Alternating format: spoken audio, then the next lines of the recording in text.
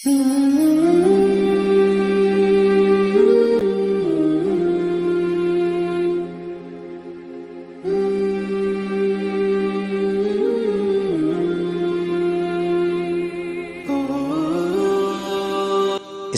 کا 5واں رکن حج بیت اللہ ہے، حج ہے۔ حج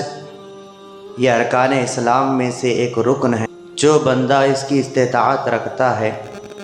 اس پر یہ فرض ہے۔ فرائض ارکان اسلام یہ بہت اہمیت کے حامل ہوتی ہیں، حتیٰ کہ اگر کوئی فرض کی ادائیگی سے رک رہا ہے، اپنے آپ کو اس پر نہیں ڈال رہا ہے، تو گویا وہ اپنے کو اسلام سے خارج کر رہا ہے، کیونکہ یہ بنیادیں ہیں۔ جس طرح بنیاد گرنے سے تعمیر منہدم ہو جاتی ہے، عمارت کھڑی نہیں رہتی بنیاد گرنے کے بعد، اسی طرح ارکان اسلام پر جب مسلمان قائم نہیں رہتا تو پھر اس کے اسلام کے بارے میں شک پیدا ہو جاتا ہے، ڈر پیدا ہو جاتا ہے کہ آیا اس کا اسلام باقی ہے یا نہیں ہے۔ یہ ایسی اہم بات ہے، یہ بہت ڈرنے کی بات ہے۔ توحید ہے، نماز ہے، روزہ ہے، زکوٰۃ ہے اور حج، یہ 5 اسلام کی بنیادیں ہیں۔ اللہ کے نبی نے فرمایا بنی الاسلام علی 5، 5 چیزوں پر اسلام کی بنیاد رکھی گئی ہے۔ اس میں سے ایک والحج من استطاع الیہ سبیلا، جو اس تک پہنچنے کی، حج بیت اللہ تک کے سفر کی جو طاقت رکھتا ہے اس پر حج کو فرض قرار دیا گیا۔ طاقت رکھنے کے باوجود رکنا، یہ اسلام کے 5 پلرز میں، 5 بنیادوں میں، 5 ستونوں میں سے ایک ستون کو گرا دینا ہے، ڈھا دینا ہے۔ کیونکہ اللہ کے نبی صلی اللہ علیہ وسلم نماز کے تعلق سے فرمایا تھا کہ نماز بھی ایک ستون ہے دین کا، تو فرمایا فمن اقامہا اقام الدین ومن ہدمہا ہدم الدین، جس نے نماز کو قائم کیا اس نے دین کو قائم کیا، جس نے نماز کو ڈھا دیا اس نے دین کو ڈھا دیا۔ ایسے ہی ہر رکن کے بارے میں ہے۔ جس طرح ایک عمارت کے 4 ستون، 4 پلر اپنی جگہ اہمیت رکھتے ہیں، ہر ایک کا مرتبہ، ہر ایک کا مقام، ہر ایک کی اہمیت اور ضرورت برابر رہتی ہے، ایسے ہی اسلام کے 5 ارکان میں ہر رکن کی اہمیت اور اس کی فضیلت اور اس کا مقام اور مرتبہ ویسے ہی رہتا ہے۔ چنانچہ بہت سارے مالدار ہیں ہم میں جو 2 فرائض سے بہت غافل ہیں۔ ایک زکوٰۃ کی ادائیگی سے غفلت برتی جاتی ہے، دوسرا حج بیت اللہ کی سعادت سے محروم ہوتے جا رہے ہیں۔ مالدار ہونے کے باوجود، وہاں تک پہنچنے کی طاقت رکھنے کے باوجود اس سے محروم ہو رہے ہیں۔ زکوٰۃ کے ساتھ بہت ظلم کیا جاتا ہے، اپنی طرف سے جو چاہے جتنا چاہے خرچ کر دیتے ہیں اور یہ کہہ دیتے ہیں کہ جو بھی ہے یہی زکوٰۃ ہے، ہماری طرف سے بس اتنا ہی ہم کر سکتے ہیں۔ اس سے زکوٰۃ کا فریضہ ادا نہیں ہوتا۔ زکوٰۃ کے لیے ہر سال حساب کرنا پڑتا ہے، ہر سال اپنی رقم جو جمع ہے اس کو دیکھنا پڑتا ہے، اور ہر سال یہ دیکھنا پڑتا ہے کہ اس رقم میں کسی کا قرض تو نہیں ہے، کسی کا حق تو نہیں ہے، کسی کی امانت تو نہیں ہے۔ یہ ساری چیزوں کے دیکھنے کے بعد حساب کے بعد زکوٰۃ، اور زکوٰۃ نکالنا بھی حساب سے ہے کہ کتنے پیسوں میں سے کتنا نکالنا ہے۔ جب تک یہ ساری چیزیں ہر سال ہر مسلمان نہیں کرے گا تو وہ زکوٰۃ کے تعلق سے وہ غافل شمار ہوگا، اس کی فرائض کی ادائیگی میں، اس فرض کی ادائیگی میں کوتاہ شمار ہوگا۔ صرف اپنے من میں کہہ لینا کہ ہم تو غریب ہیں، حالانکہ سونا ہے یا چاندی ہے، سونا یا پیسے ہیں، چاندی یا پیسے ہیں، تو ان مسائل کو جاننا، پوچھنا کہ میرے پاس یہ چیزیں ہیں، کیا میرے اوپر زکوٰۃ فرض ہے۔ ایسے ہی حج کے تعلق سے بہت کوتاہی برتی جاتی ہے۔ حج فرض ہو چکا ہوتا ہے، بیچ میں دوسرے ایسی چیزوں کو رکاوٹ بنایا جاتا ہے جو حج کے ادائیگی کے رکاوٹ شرعاً بننا درست نہیں ہے۔ جیسے مثال کے طور پر حج کی ادائیگی میں اللہ تعالیٰ نے جو آیت ارشاد فرمائی وَلِلَّهِ عَلَى النَّاسِ حِجُّ الْبَيْتِ مَنِ اسْتَطَاعَ إِلَيْهِ سَبِيلًا، جو وہاں تک جانے کی طاقت رکھ سکتا ہے اس پر اللہ نے حج کو فرض قرار دیا ہے۔ اب یہ طاقت سے کیا مراد ہے؟ جو حج جو بیت اللہ سے قریب ہے، پیدل چل کر جا سکتا ہے تو اس پر حج فرض ہے۔ اتنی دور ہے کہ اس کے پاس سواری ہے، وہ سواری سے جا سکتا ہے تو اس پر حج فرض ہے۔ بالکل بہت دور ہے، پیدل بھی نہیں جا سکتا، اپنی سواری سے نہیں جا سکتا، تو اب دوسری سواری، بڑی سواری کے خرچ کے پیسے اس کے پاس ہو، اس کی مقدار ہو کہ وہ جا سکے اور آ سکے اور وہاں حج کے ایام میں اپنے اوپر خرچ کر سکیں، اور جتنے دن وہ یہاں سے اپنے مقام سے، اپنے گھر والوں سے دور رہا ہے، وہ گھر والوں کا خرچہ دے سکے۔ اتنی رقم اگر کسی کے پاس ہے تو پھر اس پر حج فرض ہو جاتا ہے۔ حج فرض ہو جانے کے بعد بہت کوتاہی برتی جاتی ہے ایسی چیزوں کو بیچ میں لا کر جو شرعاً معتبر نہیں ہیں۔ جیسے مثال کے طور پر چھوٹی عمر میں حج کرنے کو ضروری نہیں سمجھا جاتا۔ بسا اوقات ایسا ہوتا ہے کہ باپ تمام بیٹوں میں جائیداد تقسیم کر دی، ہر بیٹے کی کمائی الگ، انکم الگ، اکاؤنٹ الگ، سب الگ الگ ہیں، تو اب بیٹا مالدار بن گیا، کوئی باپ غریب ہیں، ماں باپ غریب ہیں، دوسرے بھائی غریب ہیں، لیکن جو بیٹا باپ مالدار بن گیا اس پر حج فرض ہو جاتا ہے۔ لیکن بیٹا یہ سوچے کہ میں ماں باپ سے پہلے حج کروں گا تو لوگ تانے دیں گے، لوگ برا بھلا سمجھیں گے، ماں باپ کا گستاخ سمجھیں گے، بے ادب سمجھیں گے، یہ سوچ کر لوگ حج کے ادائیگی سے محروم ہو جاتے ہیں، حج فرض ہو جاتا ہے، پھر دھیرے دھیرے وہ مال ختم ہو جاتا ہے، حج کرنے سے رہ جاتے ہیں۔ یا ماں باپ کو حج کرا دیتے ہیں جبکہ ماں باپ پر حج فرض نہیں ہوتا ہے، اپنا حج کا جو فریضہ تھا وہ ویسے ہی رہ جاتا ہے۔ ضرور ماں باپ کو حج کرانا چاہیے، لیکن تب جب ہمارے حج کا ہمارے اوپر جو فرض ہے وہ ادا ہو چکا، اس کے بعد ماں باپ کو، اپنے جو بھی قریبی رشتہ دار ہیں ان کو ہم حج کرائیں، نفلی حج جتنے چاہیں ہم کرا سکتے ہیں، لیکن جس کی پوچھ ہوگی جس فرض کی، اس کے تعلق سے پہلے فکر مند ہونا، اس کو رکاوٹ نہیں، یہ چیز رکاوٹ نہیں بننی چاہیے کہ پہلے ماں باپ پھر بچہ۔ باپ مالدار ہے تو وہ یہ نہیں دیکھنا چاہیے کہ میں پہلے اپنے بچوں کو بھیجوں۔ ایسے ہی شادی کو رکاوٹ بنایا جاتا ہے کہ بچی کی شادی ہے، حج کروں گا تو شادی نہیں کر سکوں گا۔ شرعی اعتبار سے شادی، مال خرچ کرنا شرعی اعتبار سے شادی کے لیے یہ تو درست نہیں ہے، تو یہ حج کے رکاوٹ کا ذریعہ بھی نہیں بن سکتا۔ جب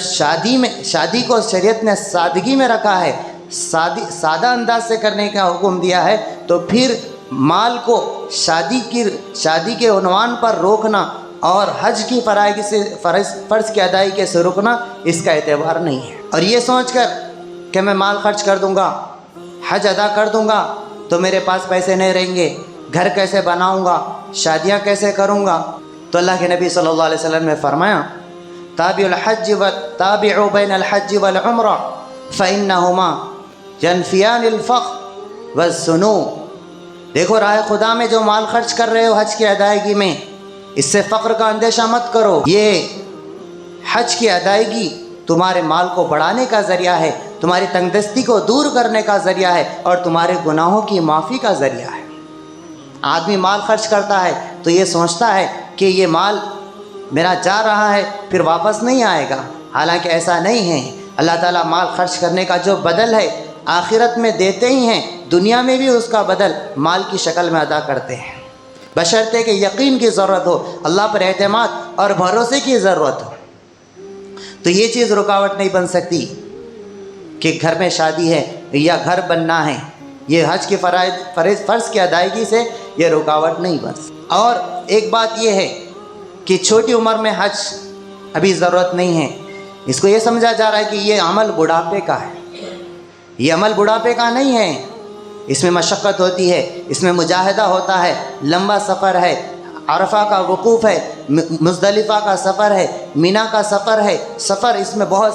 سفر کرنا ہوتا ہے، بہت سارے ممنوعات ہوتے ہیں، بہت ساری چیزیں، موسم کی تکلیف برداشت کرنا ہوتا ہے، ساری چیزیں وہی آدمی جھیل سکتا ہے جو جسمانی اعتبار سے طاقتور ہو، جو جوان ہو، جو تندرست ہو، جو صحت مند ہو۔ تو جو عبادت تندرستی کی حالت میں کی جاتی ہے وہ اللہ کو بہت پسند ہے، یہی وجہ ہے فرمایا گیا کہ نوجوان کا سجدہ اللہ کو بہت پسند ہے۔ تو حج کی فرض کو ادا کرنے کے لیے اس کو آخری وقت کے لیے رکھنا، اگر خدا نخواستہ آخری وقت آدمی جتنی امید اس کو ہے اس سے پہلے وہ مر جائے، اس دنیا سے چلا جائے، تو پھر اس پر وہ فریضہ ویسے ہی باقی رہ جاتا ہے۔ اور اللہ کے نبی صلی اللہ علیہ وسلم کی اس سلسلے میں سخت وعید ہے کہ جو حج کی طاقت رکھے اور حج نہ کرے فلیمت ان شاء یہودی ولا نصرانیہ، اگر وہ حج کی طاقت رکھنے کے باوجود حج نہیں کرتا کوئی تو مجھے اس سے کوئی پرواہ نہیں، چاہے وہ یہودی ہو کر مرے یا نصرانی ہو کر مرے۔ اللہ کے نبی صلی اللہ علیہ وسلم نے اس سلسلے میں سخت وعید ارشاد فرمائی ہیں کہ حج آدمی تندرستی کی حالت میں کرے، جلدی سے جلدی کرنے کی کوشش کرے۔ فمن اراد الحج فلیتعجل، حدیث پاک میں آتا ہے جو حج کا ارادہ کر چکا وہ جلدی کرنا چاہیے، عمرے کا ارادہ کر چکا تو وہ عمرے کے لیے جلدی کرنا چاہیے۔ اسی طرح رمضان مبارک کا مہینہ آ رہا ہے، اللہ کے نبی نے فرمایا العمرۃ فی رمضان تعدل حجۃ، رمضان کے مہینے میں عمرہ کرنا یہ حج کے برابر ثواب کا درجہ رکھتا ہے۔ اس کا مطلب یہ نہیں ہے کہ کسی کے ذمہ حج فرض ہو تو اس کی فرض کی ادائیگی نہیں ہوتی، یہ ثواب کے اعتبار سے فرض حج کی طرح ہے، لیکن فرض ادا ہونے کے لیے حج کرنا لازمی ہے۔ یہ ثواب ضرور ملے گا، حج رمضان میں عمرہ کرنا چاہیے، لیکن حج کے جو فریضہ ہے وہ ادا نہیں ہوتا جب تک آدمی حج نہ کرے۔ تو بہت ساری ایسی رکاوٹیں ہیں جس کو ہم رکاوٹ سمجھتے ہیں، عذر سمجھتے ہیں، لیکن شرعی اعتبار سے اس کا کوئی اعتبار نہیں، ان رکاوٹوں کا شرعی اعتبار سے کوئی اعتبار نہیں۔ یہ سب ہم سب میں یہ جو رواج ہے جو چل رہا ہے کہ یہ عمر میں ہونا چاہیے، شادی کے بعد ہونا چاہیے، فلاں وقت میں ہونا چاہیے، ہاں البتہ یہ ہے کہ آدمی کے ذمہ قرض ہے، گھر والوں کا خرچہ ہے، جانے کا اور وہاں کا خرچہ، یہ ساری چیزیں آدمی ایک نہیں ادا کر سکتا پیسے رہنے کے باوجود، تب آدمی کے اوپر حج فرض نہیں ہوتا۔ ساری چیزیں ادا ہونے کے بعد پھر بھی پیسے بچ رہے ہیں، پھر حج آدمی کے اوپر فرض ہو جاتا ہے۔ اس کے لیے ٹال مٹول کرنا، یہ حج بیت اللہ جو اللہ سے ملاقات، جو اللہ سے عشق کے اظہار کا جو ذریعہ ہے، اس سے بہت بڑی محرومی ہے۔ ایک تو ثواب کی محرومی، ایک تو فریضے کی ادائیگی سے محرومی، اور اللہ کے نبی صلی اللہ علیہ وسلم کی سخت وعید کا آدمی مستحق ہو جاتا ہے۔ اللہ کے نبی صلی اللہ علیہ وسلم نے حج کے ادا کرنے والے کے بارے میں ارشاد فرمایا من حج ھذا البیت، جو اس بیت اللہ شریف کی، اس خانہ کعبہ کا ارادہ کرتے ہوئے حج کرے، فلم یرفس، بیوی کے قریب نہ جائے، ولم یفسق، گالی گلوچ نہ کرے، فحش بات نہ کرے، رجع کما ولدت امہ، تو وہ حج بیت اللہ کے بعد فرائض حج، ارکان حج کرنے کے بعد وہ ایسے لوٹتا ہے وہاں سے گویا کہ آج ہی اس نے اپنی ماں سے آج ہی اس کا جنم ہوا، ایسے وہ گناہوں سے پاک اور صاف لوٹتا ہے۔ یہ حج کی فضیلت ہے۔ اور حج بیت اللہ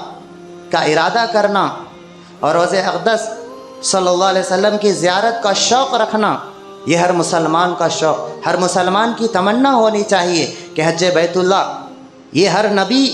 اس کا حج، اس گھر کا حج کیے ہیں، ہر نبی کی یہ خواہش ہوتی تھی، ہر نبی نے اس کا طواف کیا ہے۔ حضرت آدم علیہ السلام اس کے بانی اول ہے، پہلے مرتبہ گھر کو بنانے والے ہیں۔ جب عمارت ٹوٹتی چلی گئی، پھر اس کے بعد اس کو اثر نو حضرت ابراہیم علیہ السلام نے تعمیر کیا، پھر ان کے بعد پھر ٹوٹی، پھر آنے والے بادشاہوں نے تعمیر کیا، یہ تعمیر ٹوٹتی رہی، بنتی رہی، یہ قیامت تک اللہ تعالیٰ اس کو آباد رکھیں گے۔ اللہ تعالیٰ حضرت ابراہیم علیہ السلام سے فرماتے ہیں کہ لوگوں میں اعلان کرو کہ وہ آپ کے پاس آئیں، اور آپ کے بیٹے حضرت اسماعیل اس گھر کو پاک کریں، تاکہ یہاں لوگ آئیں، آ کر خانہ کعبہ کا طواف کریں، صفا مروہ کی سعی کریں، اور آب زمزم سے لطف اندوز ہوں، اس کے ذریعے اپنی مرادیں، اپنی بیماریوں کو دور کریں، اپنے اندر اس کی نورانیت حاصل کریں۔ یہ اللہ کے نبی حضرت ابراہیم علیہ السلام کو اللہ کی جانب سے حکم ہوا تھا۔ یہ اللہ سے ملاقات، اللہ سے عشق کا اظہار ہے کہ جب آدمی کو کسی سے عشق ہو جاتا ہے، کسی سے محبت ہوتی ہے، تو جس سے اسے محبت ہوئی ہے اس سے ملے بغیر، اس کے وصال کے بغیر وہ بے چین رہتا ہے، وہ بے قرار رہتا ہے، جب تک اس کا معشوق اسے مل نہیں جاتا، اس سے قرب حاصل نہیں ہو جاتا، اس کی بے چینی ختم نہیں ہوتی۔ ایسے ہر مسلمان کو اللہ اور اس کے رسول، اللہ کے نبی صلی اللہ علیہ وسلم کے روضہ اقدس اور اللہ تعالیٰ کا جو مخصوص گھر ہے خانہ کعبہ، جب تک وہ اس کا دیدار نہ کر لے، جب تک وہاں کے انوارات اور برکات کو حاصل نہ کر لے، ہر مسلمان کو بے چین رہنے کی ضرورت ہے۔ اللہ رب العزت سے دعا ہے کہ اللہ تعالیٰ ہم سب کو حج اور عمرے کی سعادت سے نوازے۔ وآخر دعوانا الحمدللہ.